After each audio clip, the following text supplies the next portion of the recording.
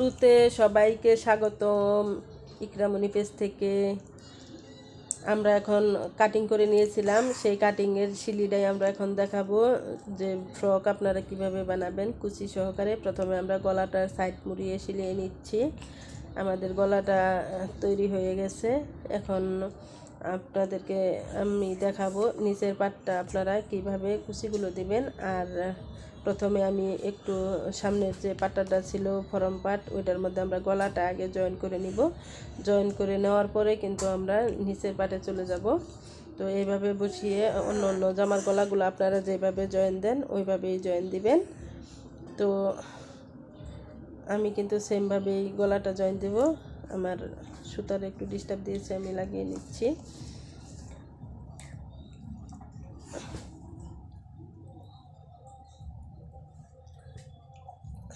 এইভাবে মাঝখানে ধরে দুই সাইডে আপনারা সুন্দরভাবে গলাটা জয়েন দিয়ে দিবেন। যেহেতু ভি গলা, একটু বেঁকাতেরা হলে কিন্তু আপনার জামাটাও বেঁকাতেরা হয়ে থাকবে, গলাটা বেঁকা দেখা যাবে। সেই জন্য আমি একদম মাঝখানে ধরে তারপরে কিন্তু দুইটা সাইডই মেরে নিচ্ছি যাতে একটু আঁকা বাঁকা না হয়।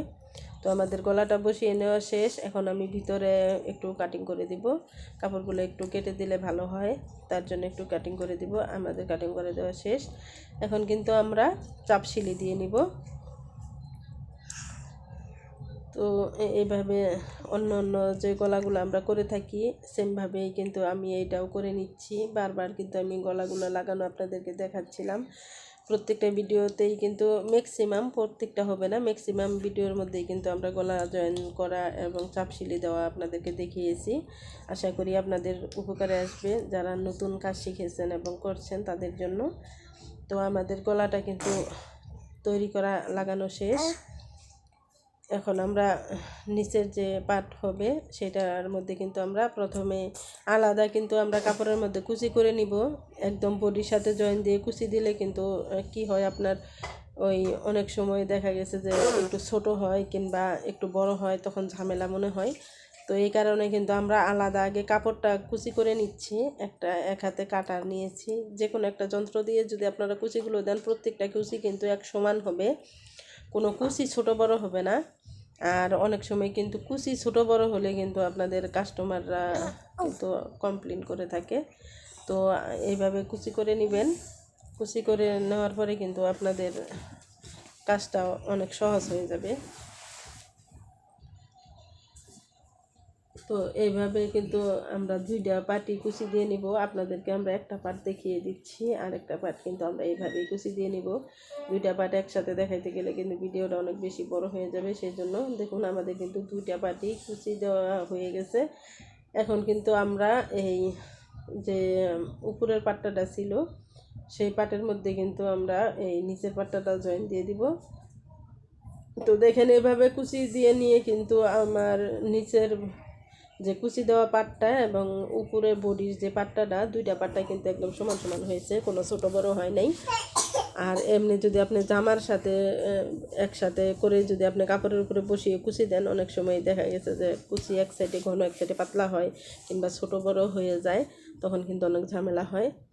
তো এইভাবে কুচি দিয়ে তারপরে আপনারা যদি বডিতে জয়েন করেন সবচেয়ে সুন্দর হয়। দেখেন আমাদের কুচিগুলো একদম কত সুন্দর হয়েছে, প্রত্যেকটা কুচি একরকমভাবে হয়েছে। এখন আমরা আপনাদেরকে অন্য যে ব্যাকপার্টের যে সাইডটা সেটাও কিন্তু আমরা করে দেখিয়ে দিচ্ছি।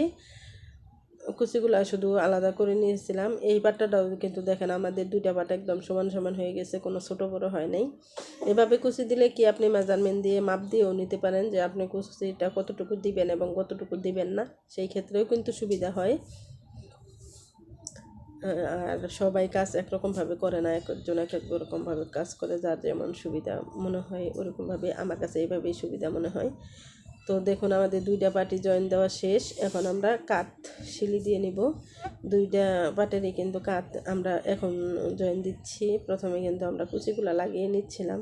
কাট জয়েন দেওয়ার পরে কুচিগুলো লাগালে কিন্তু একটু ঝামেলা মনে হয়, দুইটা পাট একসাথে হয়ে যায়, একটু বিরক্তিকর মনে হয়। এই কারণে কিন্তু আমরা আলাদা আলাদাভাবে কুচিগুলাই প্রথমে জয়েন দিয়েছি, তারপরে শুধু কাদের শিলিটা দিয়ে দিচ্ছি। তো কাঁধ আমাদের শিলি দেওয়া শেষ, একটা শিলি আমরা দিয়েছি।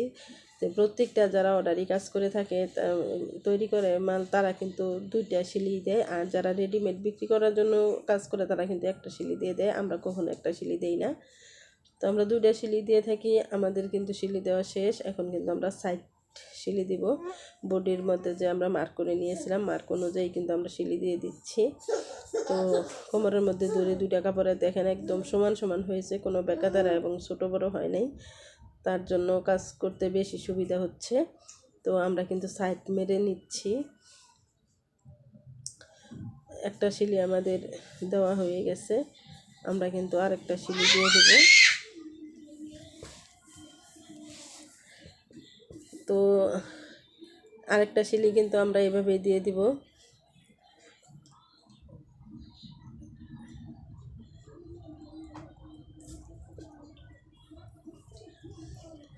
আমাদের কিন্তু সাইড সিলি দেওয়া, একটা সাইড সিলি দেওয়া শেষ, আমরা কিন্তু আরেকটা সাইড সিলি দিচ্ছি। তো ইকরামণি ফ্যাশনে আশা করি সবাই আপনারা উৎসাহ দিবেন, আমরা যাতে আরও ভালো ভালো কাজ আপনাদেরকে দিতে পারি, ভালো ভালো ভিডিও করতে পারি, তার জন্য আপনারা উৎসাহ দিবেন।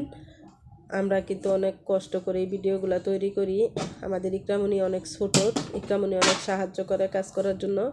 এই যে মাঝে মধ্যে চিল্লানিও মারে। আর এর আগের কিছু ভিডিওর মধ্যে আপনি দেখবেন যে ইকরামণি কিন্তু কাজ করতেছে আমার সাথে সাথে মেশিনের মধ্যে। তো আমরা মা বেটি দুইজনে মিলে অনেক কাজ করি। তো আমাদের কিন্তু একটা সাইড সিলি দেওয়া প্রথমে দেখিয়েছিলাম, দ্বিতীয় সাইডটাও আমরা মেরে দিচ্ছি এবং 2টা সিলি কিন্তু আমরা দিয়ে দিলাম। অনেক আস্তে ধীরে আমি কাজ করতেছি যাতে আপনাদের বুঝতে সুবিধা হয়। 2টা সাইড আমাদের সিলি দেওয়া শেষ হয়ে গেছে, এখন কিন্তু আমরা জামাটা বাক্তা সাইড করে নিলাম। বাক্তা সাইড করে নেওয়ার পরে কিন্তু আমরা নিচের মুড়িটা ভাঙবো। মুড়িটা কিন্তু একটু মোটা টাইপের হবে, প্রথম ভাঙাটা কিন্তু আমি একদম চিকন করে দিচ্ছি, তারপরে কিন্তু একটু মোটা টাইপের দিয়ে দিলাম, যেহেতু ফ্রক হবে গোল ফ্রক। তো গোল ফ্রক বানাইতে গেলে কিন্তু আপনার নিচের ভাঙাটা কিন্তু একটু মোটা টাইপেরই হয়। আর যদি আপনারা রাউন্ড জামা তৈরি করে থাকেন, যেটা বলে আর কি রুমাল সেট কিংবা রাউন্ড জামা যাই বলেন না কেন, ওইটার মধ্যে কিন্তু আপনার চিকন ভাঙ্গা দিতে হয়। আর এই 2টা ভাঙ্গা কিন্তু আপনি একবারে দিয়ে সিলাইতে পারবেন না, ওইটা 2বারে দিতে হয়, ওইটাতে তো অনেক রাউন্ড থাকে সেজন্য। আর এটার কিন্তু আপনার নিচের ঘের এবং কোমরে কুচি দিয়ে চাপিয়েছেন, এই কারণে কিন্তু আপনার অতটা রাউন্ড শেপ হয় না, না হওয়ার কারণে কিন্তু আপনি মোটা করে এই 2টা ভাঙ্গা একসাথেই দিতে পারবেন। আর রাউন্ড জামার মধ্যে আপনার রাউন্ড জামা, রুমাল সেট জামা, এগুলোর মধ্যে কিন্তু আপনার চিকন করে ভাঙতে হয় এবং দুইবার করে ভাঙতে হয়, একটা সিলি দিয়ে ভাঙতে হয়। তো দেখুন আমি অনেক সুন্দর করে দেখার জন্য, বোঝার জন্য কিন্তু আমি কাজগুলো অনেক রিল্যাক্সে করতেছি। এমনিতেও আমি অনেক তাড়াহুড়া করে কাজ করতে পারি না, আস্তে আস্তে কাজ করেই, তাড়াহুড়া করলে কাজ সুন্দর হয় না।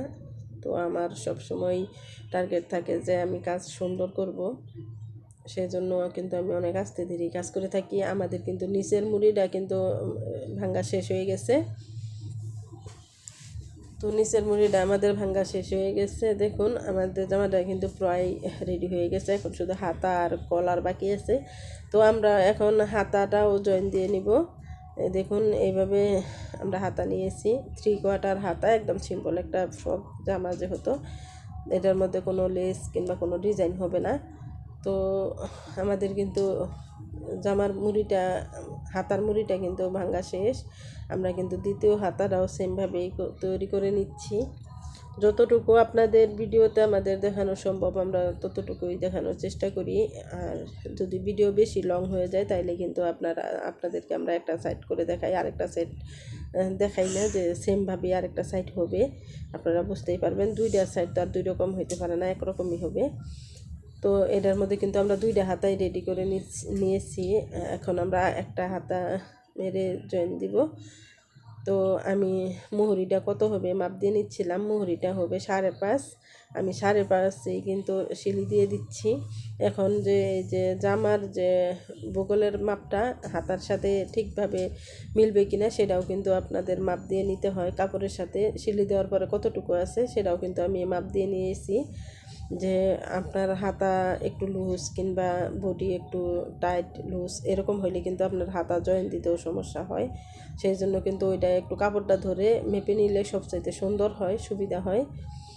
তো আমাদের হাতাটা কিন্তু রেডি হয়ে গেছে, এই হাতাটা কিন্তু আমরা জয়েন দিয়ে নিব। দেখুন কত সুন্দর একটা 3/4 হাতা হয়েছে।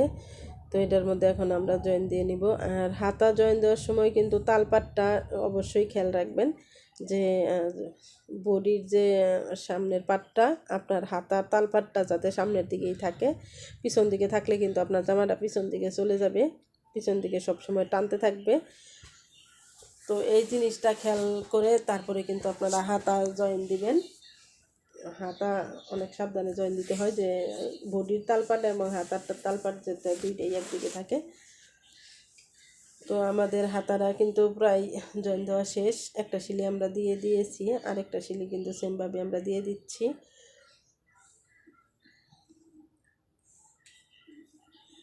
যদি আমাদের ভিডিও আপনাদের ভালো লেগে থাকে অবশ্যই আপনারা লাইক কমেন্ট শেয়ার করবেন। আর যদি ইউটিউব চ্যানেল থেকে দেখে থাকেন অবশ্যই আপনারা ইকরামণি ফ্যাশন চ্যানেলটিকে সাবস্ক্রাইব করবেন। তো আমাদের কিন্তু দুইটি হাতায় জয়েন দেওয়া শেষ। এখন আমরা আপনাদেরকে কলারটি কিভাবে আপনারা লাগাবেন সেই জন্য কলারটি কিন্তু আমি আয়রন দিয়ে লাগিয়ে নিয়েছিলাম কাপড়ের মধ্যে। তো মেজারমেন্ট করে এটা কিন্তু একদম রেডি কলার থাকে, সেটা আমি শুধু দুই সাইডে একটু রাউন্ড করে কেটে নিয়েছি। তো আয়রন দিয়ে লাগিয়ে নেওয়ার পরে কিন্তু সাইডটা শুধু আমরা মেরে দিচ্ছি কলারের। তো সাইড আমাদের সিলি দেওয়া শেষ। এখন আমরা সাইডের যে কাপড় বাড়তি কাপড়গুলো সেগুলো কাটিং করে নিব। আমাদের সাইডের কাপড়গুলাও কাটিং করে নেওয়া শেষ হয়ে গেছে। এখন আমরা এই কলারটি উল্টিয়ে নিব। উল্টিয়ে নেওয়ার পরে কিন্তু আমরা সাইড দিয়ে একটা চাপ সিলি দিয়ে দিব। দেখুন এইভাবে সুন্দর করে ধরে একটা চাপ সিলি দিয়ে দিবেন, তাহলে কিন্তু আর কাপড়টা আপনার খোলা ভাব দেখা যাবে না। তো আমরা কিন্তু সাইডেও একটা চাপ সিলি দিয়ে নিচ্ছি। নেওয়ার পরে কিন্তু অপর সাইডেও কিন্তু আমরা একটা চাপ এমনিতেই কাপড়ের উপর দিয়ে কিন্তু একটা সিলি দিয়ে দিলাম, যাতে আমরা ওই বাড়তি যে কাপড়টা আছে ওই কাপড়টা যাতে আমরা ভেঙে দিতে পারি, তো কুচকিয়ে না যায় সেই জন্য ওই কাপড়টাও কিন্তু আমরা এই ভেঙে একটা সিলি দিয়ে নিচ্ছি। নেওয়ার পরে কিন্তু আমরা বাড়তি কাপড়টা কাটিং করে দিব। তো এ ব্যান্ড কলার হইলে কিন্তু এইভাবে কলার জয়েন করলেই বেশি সুবিধা হয়, অনেক সহজেই আপনারা করতে পারবেন। আর শার্ট কলার কিংবা এমনি পাঞ্জাবি কলার, রাউন্ড কলার ওগুলা কিন্তু অন্যভাবে জয়েন দিতে হয়। ওগুলার একটা পাট্টা আগে জয়েন দিতে হয়, পরের পাট্টাটা কিন্তু আপনার অপর দিকে ঘুরিয়ে চাপ সিলি দিয়ে দিতে হয়। তো আপনাদের ব্যান্ড কলার হলে কিন্তু এভাবে হয় না। আমি কিন্তু মাঝখানে একটা চোখ দিয়ে দাগ দিয়ে নিলাম যে মাঝ বরাবর, আর জামাটারও কিন্তু আমি মাঝখানে চোখ দিয়ে একটু দাগ দিয়ে নিচ্ছি। এভাবেও কলারের মাঝখানে এবং বডির মাঝখানে ধরে কিন্তু ওই মাঝখান থেকেই সিলি শুরু করবেন, যে দুই সাইডেই সমানভাবে থাকে। এক সাইড থেকে সিলি শুরু করলে কিন্তু আপনার অপর সাইডে যায় দেখবেন একটু ছোটো বড়ো হয়ে গেছে।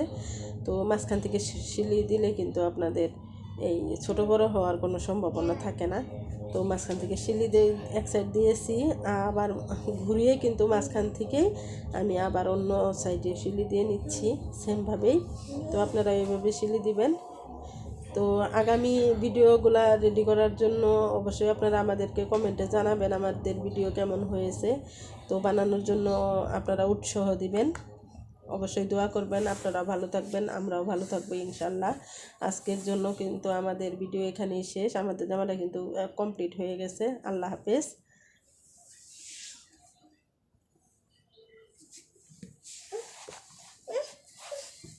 কইরো না আজকে আর বন্ধ।